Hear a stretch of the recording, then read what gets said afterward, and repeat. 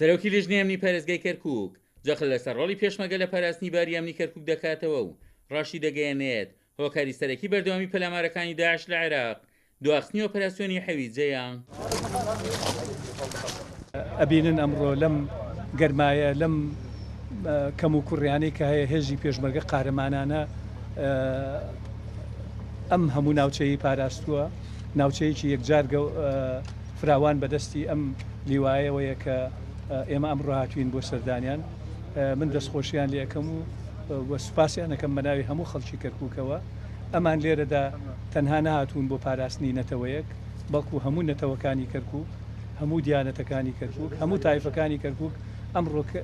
پێشمەرگە پاراستوێتی ئێمە زۆر جار باسمان کردووە کە داوامان لە حکوومەتی عێراق کردووە کە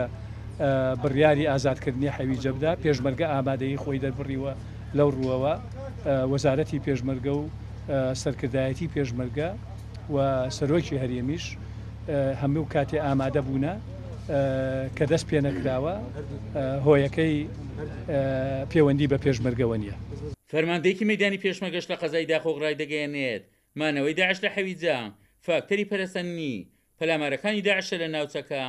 دەبێت عێراقیەکان لەوە تێبگەن کە دەبێت ئۆپەراسیۆنی حەویجە بە هەماهەنگی لەگەڵ هەموو هێزە ئەمنیەکانە و بەتایبەتی بەشی شێر بەرچێ دەکەوێت ئەبێ بەوە بە قەناعەت بکەن کە بێن لەگەڵی دابنیشن و هەماهەنگی بکەن بۆ ئەوەی کە ئەو ئیشە ئەنجام بدرێت لەبەرەوەی پەیوەندی بە ژیانی ڕۆژانی خەڵکی سڤیلەوە هەیە پەیوەندی بە ژیانی ئەمنی ناوچەی کەرکووک و سەلاحەدین و مووسڵ و دیالەشەوە هەیە تا ڕادەیە لەبەرەوە پێویستە زۆر لەوە گەورەتر بێ بیرکردنەوەی ئاسی سیاسی و ئەمنی عێراقی لەوەی کە لەسەر کۆمەڵی خاڵ یا لەسەر هۆکارێکی سیاسی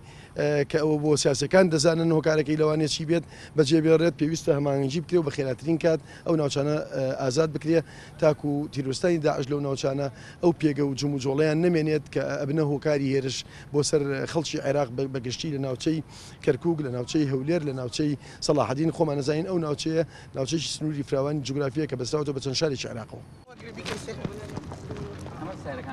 سەرباریە و ڕۆڵە بەرچاوی پێشمەرگە ژێڕاوێتی لە پاراستنی باری ئەمنی ناوچە جێنا کۆکەکان بەڵام 2000 کۆمکردنی باری ئەمنیە و ناوچانە بەندە بە کۆنتڕۆڵکردنەوەی قەزای حەویجە و ناوچەکانی دەوروبەری عومەر غەریب کورسات نیوز قەزای داخۆک.